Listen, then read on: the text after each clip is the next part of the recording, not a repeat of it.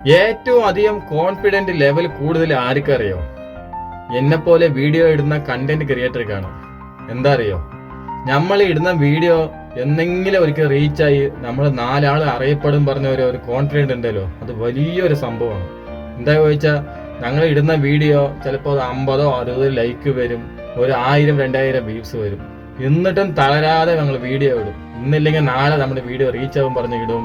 അതിൽ നമ്മളെ കുടുംബക്കാരൻ്റെ കളിയാക്കലും കൂട്ടുകാരൻ്റെ കളിയാക്കല്, ഇതിൻ്റെ ഇടയ്ക്കും തളരാതെ പതരാതെ പിന്നെയും വീഡിയോ ഇടും.